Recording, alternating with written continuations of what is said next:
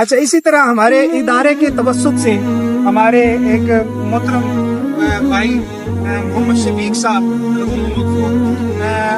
ان کی بیٹی نے اپنے والد گرامی کے لیے یہ ہمیں ہماری اس مسجد کے لیے، ہمارے اس ادارے کے لیے یہ بور جو ہے یہ ڈونیٹ کیا ہے۔ تو ماشاءاللہ ہماری یہ دعا ہے کہ اللہ تعالیٰ مرحوم و مغفور محمد شفیق صاحب اللہ تعالیٰ ان کو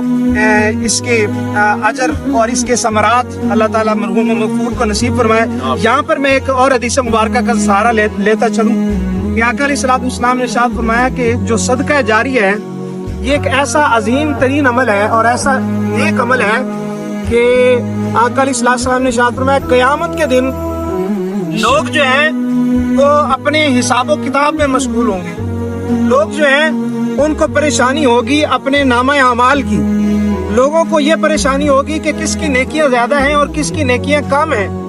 لیکن حضور علیہ السلام نے ارشاد فرمایا کہ جو صدقات جاریہ دینے والے ہیں، جو اللہ کے راستے میں خرچ کرنے والے ہیں